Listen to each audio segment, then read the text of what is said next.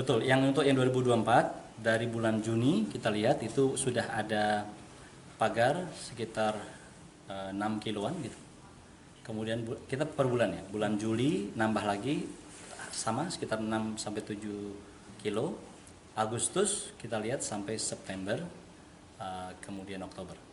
Itu yang kita lihat memang. Jadi kita mau lihat sebenarnya sebelum ini ramai, sejak kapan sih itu sudah ada gitu. Itu yang mau kita lihat. Dan ternyata memang sejak Juni itu sudah ada. Jadi ada kemungkinan mungkin pembangunannya bisa jadi Mei gitu ya. Tapi kita nggak bisa lihat kenapa, karena citra satelit yang kita download itu tidak semuanya clear, jadi ada awannya.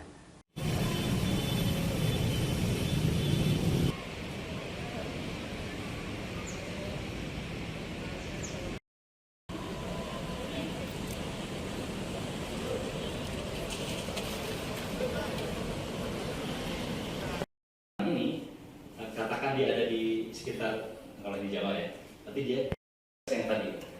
Tapi ingat, ini kan potensial untuk mikir begini. Jadi boleh dong, kan itu kan? Karena semua aturan itu jelas tadi. Ada yang menukil kan? Kalau gitu boleh dong ada satu. Sorry, ini harusnya pakai P yang mana?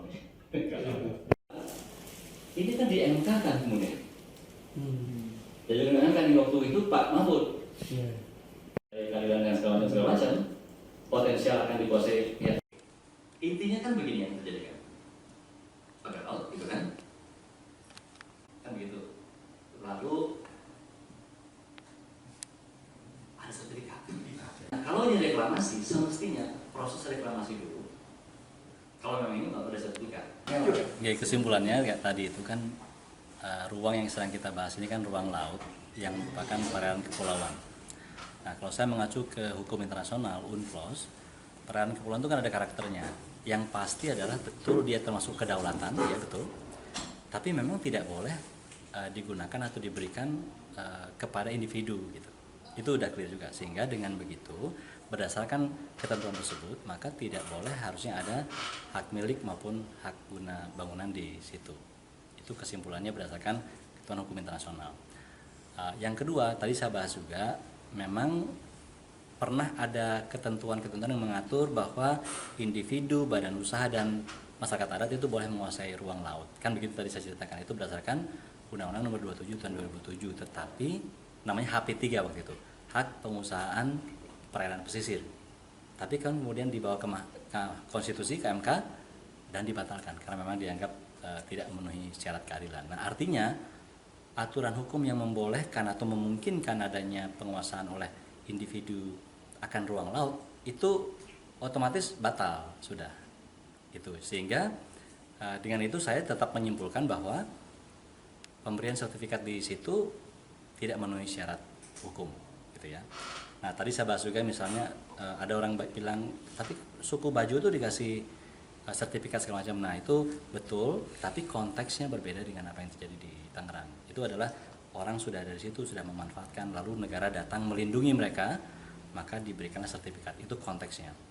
Terus ada juga yang mengatakan menurut UU-PA gitu ya, itu boleh memanfaatkan ruang laut.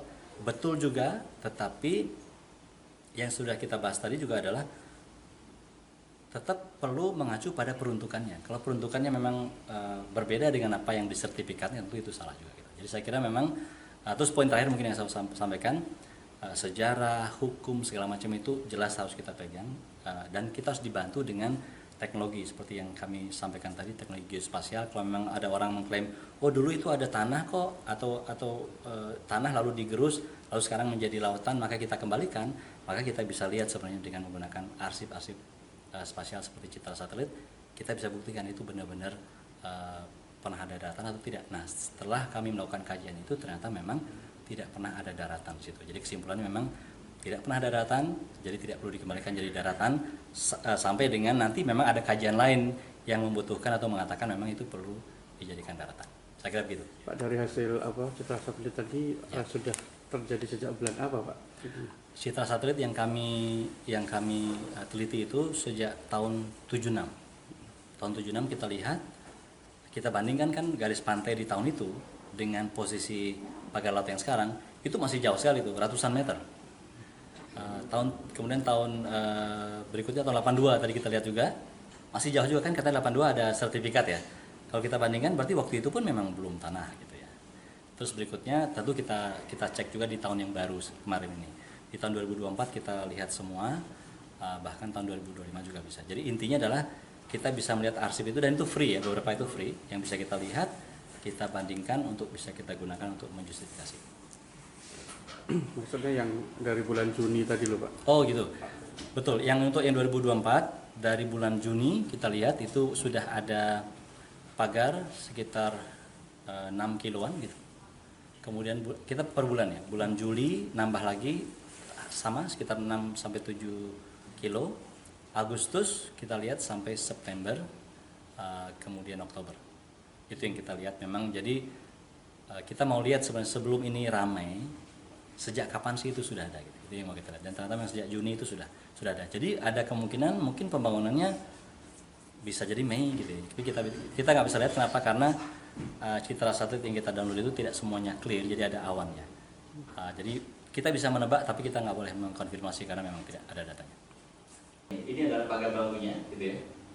Ini adalah garis pantainya di tahun 76. Jadi tahun 76 aja nggak sampai ke situ. Yang katanya tahun 82 tuh ada sertifikat ini terbitkan. Berarti bayangin sederhana aja yang paling kanan dulu ya. Banyak tanggal dan bulan tertentu. Kita bisa ke belakang lagi. Nah inilah yang dilakukan untuk melihat perkembangan pagar laut. Itu ya. Nah, Oktober ini itu tadi memantau perkembangan pagar laut. Sekarang yang ketiga adalah memantau perubahan garis pantai. Untuk apa itu? Untuk membuktikan benar nggak itu kan. Nah, yang kita lakukan berarti apa? Kita ke belakang lagi mencari arsip satelit yang tahun ini namanya Cipta gitu ya. Tentu saja waktu itu masih kurang begitu bagus. Tidak diberikan citra satelit yang jadi citra satelit itu merekamnya, mohon maaf ini saya mungkin agak sedikit ke depan dulu ya supaya dapat informasi teknisnya. Misalnya 5 hari, artinya setiap 5 hari dia akan merekam daerah yang sama. Itu artinya temporal itu. Berarti kalau ada perubahan yang hitungannya harian panjang. Jadi kalau mohon maaf ini yang ditunjuk sebenarnya bukan garis merah oranye, tapi yang di bawah ini untuk menunjukkan saja. Lalu Agustus itu.